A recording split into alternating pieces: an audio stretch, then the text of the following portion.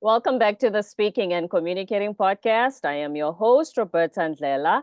If you are looking to improve your communication skills, both professionally and personally, this is the podcast you should be tuning into.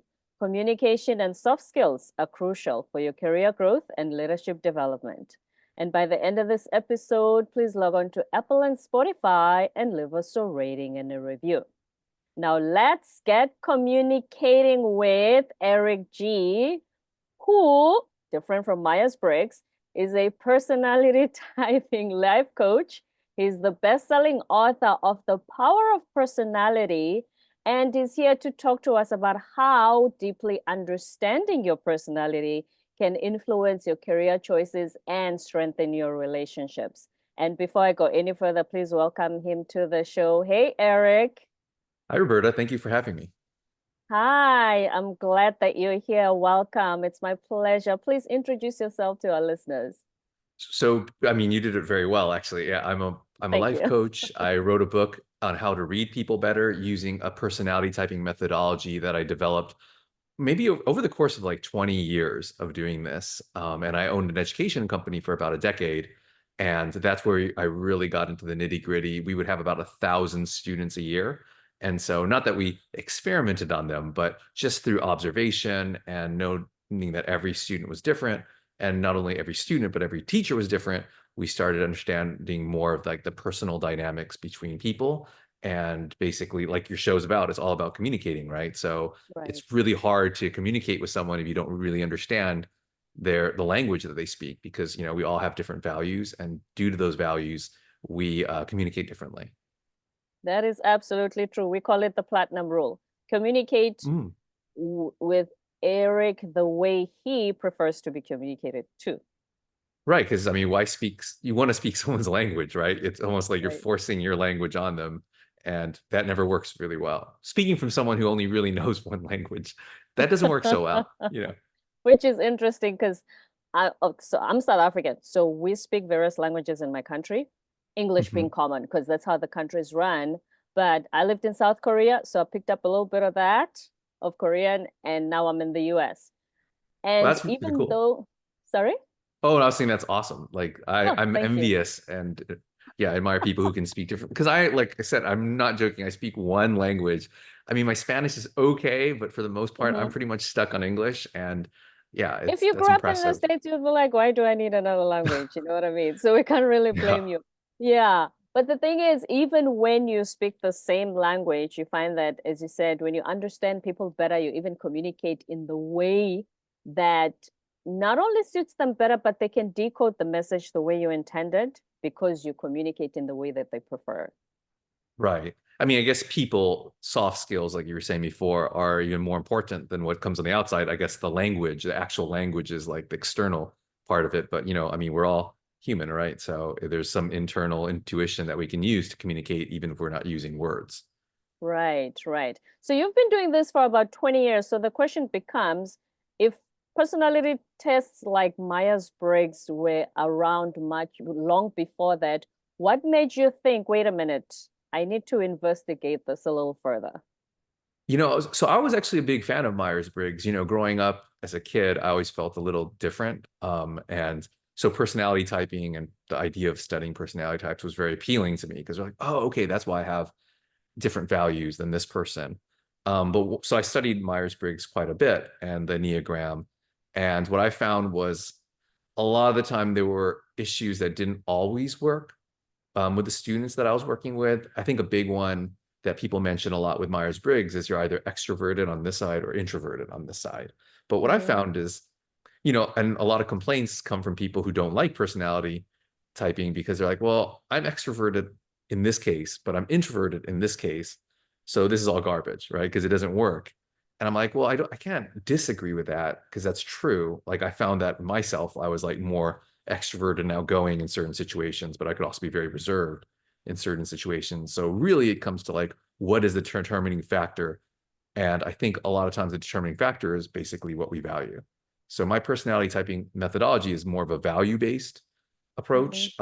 It focuses a lot more on not necessarily what we're doing on the outside, but why we're doing it on the inside.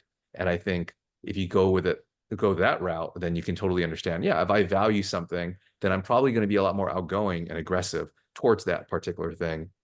And if I don't value something more than the next person, then I'll probably let it go and be more deferential. Mm-hmm. So that's values determining whether you're extroverted in certain situations or not, which then begs the question. We usually talk about public speaking as well on the show. And we find it interesting that a person can be the life of the party, but when you say, okay, stand on stage and give a presentation, they freeze. Hmm. So where's the life of the party in that situation? That's a great example because, my personality typing methodology splits people up into 4 groups. And then within those 4 groups are 4 animal types. So obviously 4 times 4 is 16. Right. But one of the groups, their big focus and their value is visceral excitement. How am I feeling on the outside? What's coming into me? Like, what am I hearing? What am I seeing? Am I like enjoying the sensations that are coming into me? Or am I not enjoying those? And that would kind of be like that life of the party person. As we know, like the same person who does body shots on spring break in Cabo is not the same person who will go up on a stage and maybe preach or talk about like do a TED talk. Those Mm. are very, very different things. Like, whereas if you have another personality pack that focuses, let's say, on information, I call them Smiths. And their value, of course, is just taking in new information. They might be totally comfortable doing a TED talk on global warming and the effects on our environment. But they probably wouldn't want to like party hard, in Cabo. Probably not, yeah. So when you get started on this, what were some of the observations that you made, especially depending on how long that you did this experiment and studying people's personalities? Because then the question is, if I had done this test 10 years ago, would I have had different answers? Because I was a different person back then? I say this a lot, and everyone always, they don't like the idea that people can't change, but I'm always of the belief that we don't really change, we grow, right? And so we're either going to grow into a better version of ourselves or a worse version of ourselves, right? So that's why it's so important to figure us out. So oftentimes when people say, oh, but I'm really different than I was 10 years ago, it just might be that they're growing into that version of themselves, or they're finding out more about themselves that they didn't know. I find that a lot, especially with kids. If you have 2 parents who are very different than their child, and you have a child that has a personality that's a little bit more prone to assimilating, then they might spend a great deal of their childhood thinking something's wrong with them and being forced to kind of adjust to what their parents tell them they should be. And maybe it's not even until like adulthood or even like in their 40s where they're just like, oh, you know what? Like, I'm actually really different and I need to like get closer to who I really am as a person. So you grow into who you've always been, into those values you spoke about earlier? Yeah, or grow into the worst version of yourself, right? So that's I think the Right. fun part of personality types is everyone's always like, what's the best one? And I'm like, there's no best one, right? It's, there are strengths and there are weaknesses. And generally speaking, the weaknesses come from the strengths and vice versa. For every person who's really organized and structured and responsible, that weakness, their weak point will be maybe they're a little too rigid, they're not particularly flexible, they're a little bit more authoritative in a bad way. So I think our strengths definitely derive from our weaknesses. And so there's no good type, it's just the best type is being who you are, whatever your type really is, I think. Absolutely. Be who you are. It's Mhm. funny when you talk about how a child can have a different personality and the parents are trying to mold them into something. I find that sometimes, I don't know how it is in other cultures, but in African culture, usually the first thing they look for, okay, this child looks like either the mom or the dad, or a combination of both, right? Physically. And then as you grow, they start to say, oh, you have a temper like your father, or you are kind like your mother. So they always try to just keep picking on which parent whose traits that you seem to emulate, right? Right. So if you are trying to just be who you are, do you then do you think in those circumstances sometimes kids may feel the pressure to be, like you said, to be something that they're not, and then discover in their 40s that, hey, wait a minute, I'm a very different person? Yeah, especially, and it's, like so I mentioned there are four, I call them packs, right? Because they're animal types within each pack. Hmm. One of the packs actually makes up, I'd say about, of course, I'm pulling these numbers and they're approximate, about 45 to 50% of the population. So that's a large proportion of people, right? So generally, that value system gets really pushed on people, and it's great. They value safety and security. So when you think about how our civilizations are created, a lot of it's based on keeping us safe, making sure we have enough food, we have enough resources, making sure the water and the plumbing flows properly, the toilets work, that kind of thing. All the Hmm. like the creature comforts. Um, so if you have two parents like that, then of course they're going to kind of expect their child to be like that. But if their child is one of like more, for lack of a better term, minority types, then it's going to be a tough situation because they're going to feel kind of weird, right? And I think the natural instinct for a parent is to be like, oh yeah, my kid is like a chip off the old block. But I think all we have to do is ask someone like, are you like your mom or dad? And a lot of people will probably say, not really. Like, I didn't like them because of this or that. Like maybe on the surface, like our habits are the same, but Hmm. I feel like maybe deep down inside the values are different, and that's where it shows. Back to values again. Okay, so tell us about these four packs. What are So those? so I break it down to like something that people can understand, also so that you can understand why there are different percentages in the population. So if you imagine a medieval village back in the day, like you would have gatherers, you'd have hunters, you'd have shamans, and you'd have smiths, like the blacksmith, right? So when you think about it, what pack would you need the most of? You need the most gatherers, right? Because it really only takes one shaman to tell you that it's going to rain or when it's going to rain, but you need like all the gatherers to like sow the fields, gather the crops. And the same for hunters. You do need a large percentage of hunters, even though you really only need one or two blacksmiths making the weapons, right? Now, hunters, there are a lot of them, but of course, hunting is a risky proposition, so some of them die. So thus, you get like about half the population are gatherers, maybe a third are hunters, and then the poor shamans and smiths kind of get pushed over here to the side. And they kind of fit those roles now when you think about it. We have like our shaman types, they tend to be like diplomatic, they tend to be kind of the soul of the community, and there aren't that many of them. And then you have like your gather types who are like the backbone of the society, right? There are like cops, there are teachers, there are the construction workers, the engineers, the people who kind of keep society together. And I think in communicating, it's really important to bring it back to that point. Sorry, I go on a lot, but Yeah, no, go ahead. You're the guest. Mm. like if you understand working with students, if the gatherer values safety and security, and they're mainly a lot of teachers are that type, but if you have a student that is a hunter and they value excitement, those are two competing values, right? Like there's everyone knows, anyone who's ever taught kindergarten or been around kindergarten knows like half the class are like listening politely to the teacher and waiting for instruction, and about a third of them are just like running around, and just Yes. grabbing things and throwing things.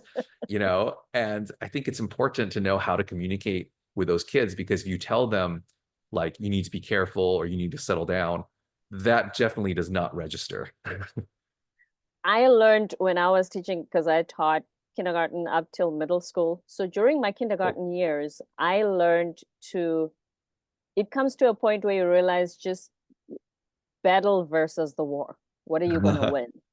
At the end of the day, if they do their coloring, if they do their drawing, if they do their word, crossword, whatever it is, even if they do it standing, just be grateful for that victory. You know what I mean? just have them run Because in like place. exactly, because you never, if you force them to sit down, their personality is not, then they're not going to like the coloring, and Right. then then you're not going to get the result you were looking for. And I think it can translate to the workplace as well. If a person does not fit in to the, whether it's a team structure, whatever it is, the personality doesn't fit, they're not going to be as productive as they could potentially be in the right space. Oh yeah, and it's based on what they, once again, what they value, right? Like if someone values like taking risks and the excitement that comes with it, and as a kid you're telling them no, you shouldn't take those risks, when they grow older, they're never going to have learned how to take the proper risks, and they might be prone to reckless behavior, or you might just totally take their confidence away. And we need people who take smart risks, right? Otherwise, how are we going to have Of course. firefighters? right? Like all those people who do the jobs Half that, the you know, world has been created by those who take risks. Half the stuff that we enjoy. Yeah. yeah. And if you tell them as a kid, oh, that you shouldn't do that, be careful, then we're just taking away their greatest strength. And, we're taking that power away from them. Hmm. And then when it comes to, so you now have these 4 packs that you mentioned. What have you realized when it comes to your students when they take the test? Is there any change in their decision-making process because they've gotten to know themselves better? Or they just think, oh yeah, I've always been that way? No, it's definitely a difference, and it obviously depends on the students. A lot of the students I coach tend to be part of the minority packs, and maybe it's because they work with me so well, so they stick with me. A lot of my students, I coach them for years, because they deep down inside they realize, oh, there wasn't anything wrong with me. I'm just different than I guess the majority of my classmates. So this is super helpful because it can kind of like this person can coach me and tear me up to like where they understand what I'm coming from versus someone just telling me, no, this is what everybody else does, so I should do this. Um, the most common thing I see, like I've been telling this story a lot, and this is like the danger if you don't know yourself. My cousin's son, I was talking to him over New Year's, so that was like 9 months ago, about what he wanted to do now because he's just graduated pharmacy school. And he's like, well, as long as I don't have to stay in the same place all day long, then I'll be fine. I'm like, you just graduated pharmacy school. Pharmacists generally stay in one place. It's the All pharmacy. right. And the funny thing is when he started pharmacy school, like I guess 3 years ago, and my thought process was like, oh, that might not be the best, you know, job for him based on his personality. But once again, none of my business. And so knowing that Quick he's question on that, sorry to interrupt Mhm. you, Oh Eric. yeah. Mhm. Did you ask him just in general, no serious discussion, what was the motivation for choosing pharmacy out of anything else he could have chosen, Well, for I example? I didn't have to ask him because I knew what his motivation was because I know my Oh, cousin. okay.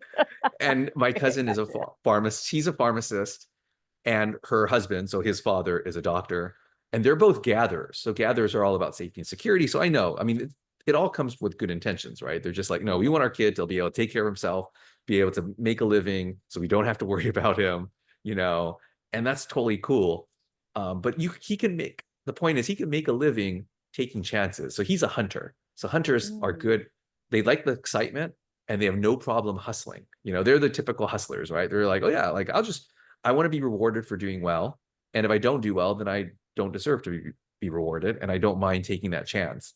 And so what I recommended to him was um, maybe pursuing pharmaceutical sales, because that's definitely more in line with something that he would probably like being able to travel, moving back Be and in the forth. same place, like you said, yes. Hmm.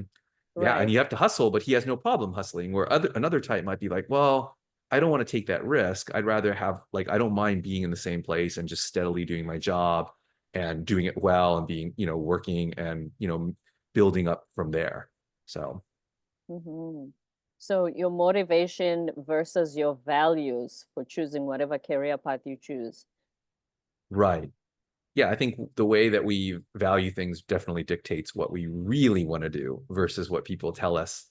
I think most of the time when we think of careers, people are like, oh, what do I like to do on the outside? Oh, I like to, like draw. So maybe I should do graphic design, as opposed to like thinking, why do you like to draw?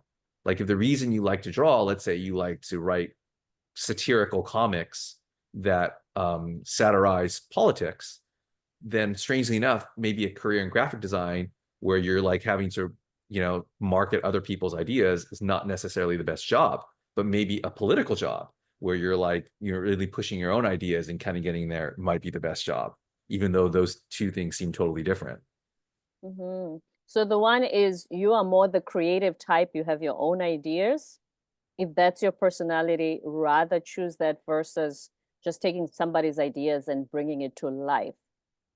Yeah, kind of like, I mean, I think on the graphic design side, you'd have ideas, but yeah, I guess they're expressing someone else's, right? So that would be a graphic designer would be like a hunter, right? Their focus is excitement. They're really good at knowing their outward surroundings.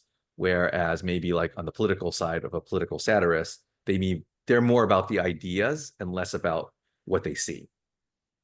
Right. So the next question becomes, what is your personality type and how did you decide that this is the kind of work you're going to do based on discovering who you are and understanding your personality?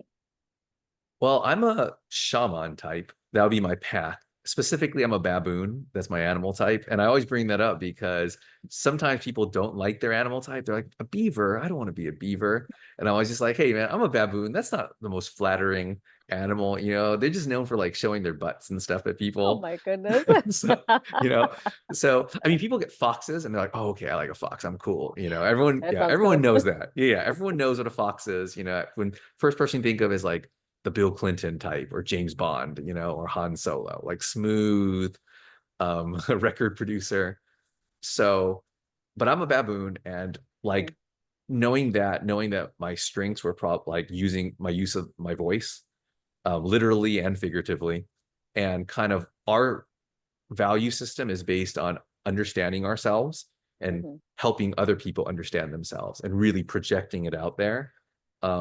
And knowing that helped me go like, oh, this is something that I just genuinely enjoy doing. Like it never feels like work, right? I think when they say what you do is fun and doesn't feel like work, you probably know that it's coming close to something that you really value because it doesn't feel like a chore, and That's not all of us. literally everyone's dream. We all want to be in the type of work that doesn't feel like work, that we enjoy it so Mhm. much. You know how they sometimes say, what would you do if you didn't get paid, if money was no object? Those types of things, those types of careers. Right. Yeah, no, I mean, and it's unfortunately some people don't have that luxury. But the nice thing about personality types is at least, let's say you have to do a job that's, a backbreaking job, like let's say agricultural work, right? Hmm. Sometimes a lot of people don't have the luxury to not have to do that. Knowing your personality at least knows what your values are. If you're a gatherer and you value safety and security, community is really important. So at least if you have to do a job like that, it's important to bond with the people you're working with and create a really tight knit group of people, because at least that will be a good way, I don't say pass the day, but to really get some kind of um, good feelings about what you're doing, even though clearly it's like physically laborious. Hmm. Your values again. So here's the thing. Just before our discussion, I took the test. Oh, wait, can I And guess? Can I guess? Can I? Oh no, I okay. don't. No, no, I don't have to guess. I just No, like go that. And ahead. um, uh-oh, this is hard. I just asked if I could guess, and now I'm drawing a blank. Okay, can I ask one question? Please go ahead. Why did you start doing a podcast? What was your main like impetus for starting it? My main motivation for the podcast was using my experiences to make others, especially professionals, aware that it's like we were not taught this at school, so I want to bring it to your attention. So I want to make you aware that being smart is not enough. You need to add the communication and soft skills to accelerate. It's like sounding a warning type of Hmm. thing. And how were you as a student? I was so steady. Ask any of my teachers, they love me. There were times when I was the first in my grade. There were times when I was first in my class. I was a good student, always did my homework, barely ever in trouble. And with my parents as well, like I was never a troublesome teenager even. Okay, I might get this wrong, but I'm just gonna go for it and guess. I'm guessing a dolphin. Oh Are you a my dolphin? goodness, Did it I get it is. right? I got it right. All right. I'm patting myself on the back. Oh That's my my anyone has the video. goodness. Yeah. So out of 16 animals, you really guessed from that? I am a Yeah. dolphin. Yeah. Yeah. Yeah, I mean, Wow. that's what I do. And the way I do the test too, or I mean, I have a test on my site, obviously, but of course my thing is like the way I wrote the book was trying to teach people to be the test. Because at the end of the day, a test is just a test, right? Like it's Right. not customized for each individual person. And the book, of course, teaches you the methodology so you can just like adjust and ask certain questions. Um, so that's why I asked a couple of those questions just to kind of get a feel, you know.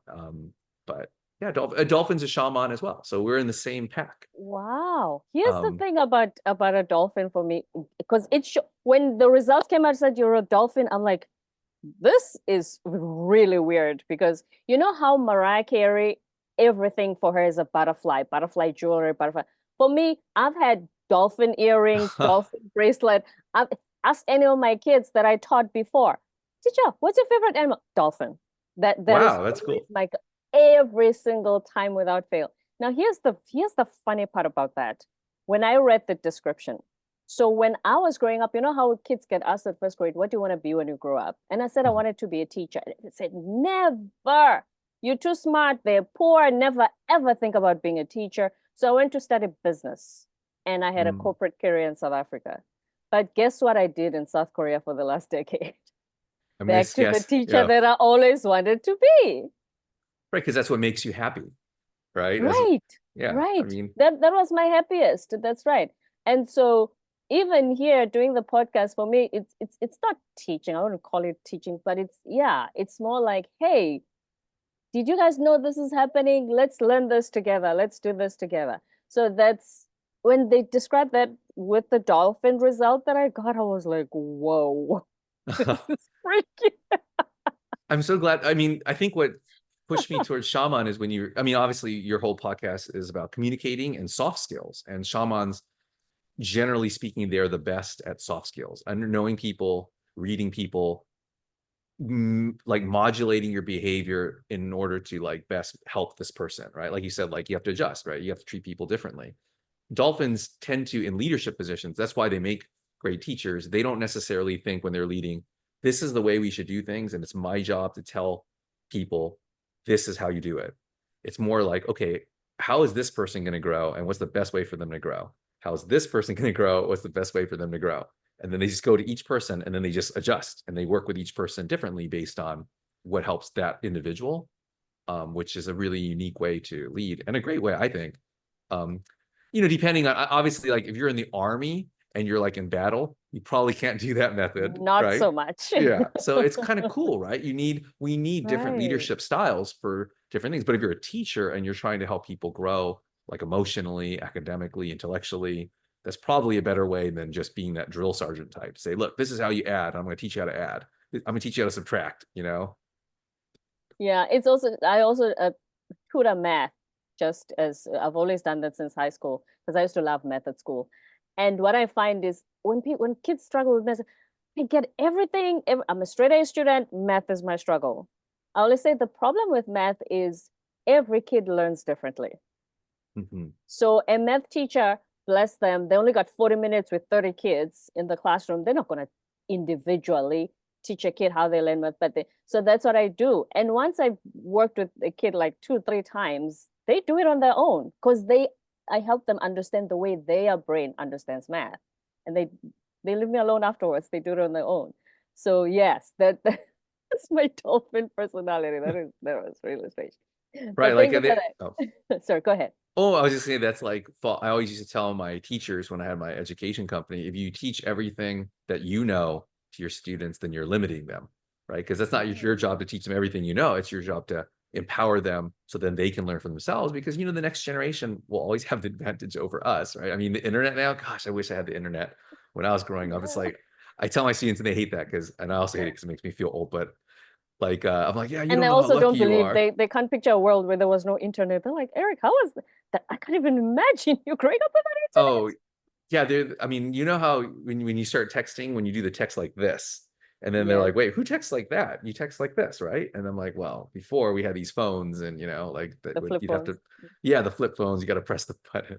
But Right, right. So then based on this example, especially using my results, what can parents do in molding their children? Like I said, first grade, I knew I wanted to be a teacher. I've come full circle now in my 40s, but I took a different path because I listened to those who had my best interest at heart. right, right.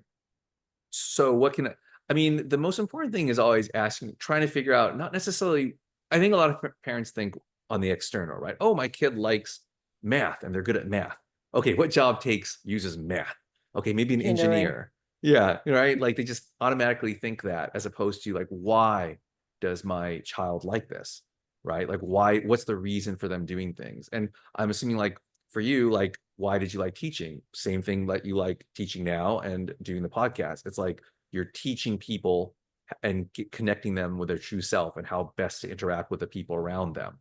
right? So that can also translate to a lot of different kinds of jobs, not just teaching, right? Like it can, I have a dolphin student right now who I'm Oh, yeah. coaching, and even something like sports, right? So her parents are kind of thinking about what sports she should do. And I recommend, I'm like, well, I think you should maybe try basketball or volleyball. And I think the parents initially put her in tennis, but tennis is a solo sport. It's one-on-one. It's a lot of working on individual drills by yourself. But I'm sure, like, because she's a girl, and when you think tennis, you think Serena Williams, right? Like, great Yeah, of athlete, course. right? Of course, right? Like, she's awesome. But my student probably doesn't have Serena Williams' personality. She likes people. She likes dolphins, like being around people, being part of a team, leading a team. Yeah. So that's why I said volleyball or basketball seems to be like a perfect team sport. And I think parents can do that too. Just look at how your kids are, what they like inside, and what they value, and kind of push them in those directions, possibly. So ask deeper questions than just, oh, they like this. Right. Like, Motivations, why? yeah. And I think, I mean, I interact with parents a lot too. If my company had about 1,000 students a year, then which means we had like at least 1,000 parents a year, right, that we were working with. Mhm. And like, all parents have their best intentions, and but they often mistake knowing their child's favorite ice cream when they are 9 years old as knowing them. But it evolves past that to like where you have to ask, like, why do you like this? Why are you doing these things? Like, what is your value system? And then once you understand that, then you can kind of not make decisions for them, but help them make the best decisions for themselves. And how would anyone who, let's say you finish high school, want to decide what to major in college, which career path to take, how would anyone use this test to decide what the potential best path could be for them? So I'll just take like one of the packs as an example. Let's say you get the hunter pack, and hunters are their value once again is excitement, like outward things, using tools, like everything is external for them.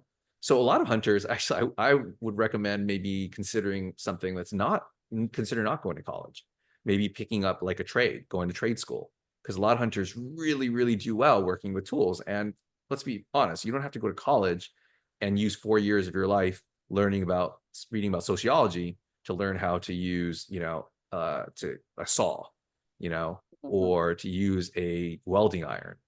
And I think a lot of hunters often go to college and they're like, oh, like, this is not fun. Like, I guess I just got to tolerate it because there's a lot of books, and not that they don't read books, but it's definitely not their best way to learn.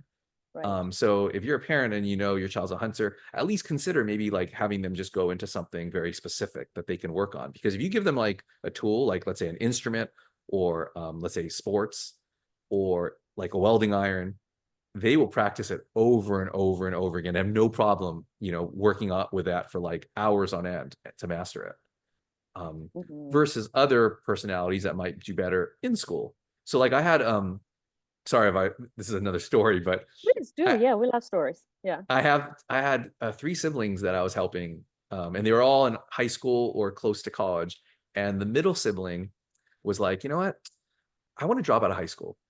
And I was like, and I knew that she was a hunter, like she's a shark specifically. And I was like, well, that's not a bad idea. And I think she was surprised a little bit because, generally when someone says, I want to drop out of high school, and someone is helping them Been out of educationally college, speaking. probably high school? Right. And so I was like, well, so what I said was like, but you're going to get like your GED, right? Like, and she's like, oh, no, I'm going to get my GED. Like, I just don't like school now. It's not fun for me. I want to do something. I want to work. And I was like, that's not bad. Like, as long as you get your GED, and the moment you get that GED, you're going to get a job, right? She's like, oh, no, I'm going to go and get a job right away. And that's what she did. She got her GED. And literally that day, she went to 5 different places and applied. And she got one of them. And I'm like, that's great. Work there. And maybe like after like 9 months or a year, apply somewhere else. Like, learn as much as you can and go somewhere else. And then she did that. And, and then she went back to college after like 4 years, because she realized, okay, this is what I want to do now. I know it now. I'm very specific. I have a specific objective. And then she went back to college. And then she told me, she's like, gosh, it's so funny. Like, I saw all these young 18, 19-year-old kids in college. And I was like, gosh, look, I would have been one of these idiots because they don't even know what they're doing here, right? And she's like, I actually want to be here because I know what I want. Very Versus, intentional. Yeah. versus her younger sister, who is a different personality. She's actually close to us. She's a panda, which is a shaman type.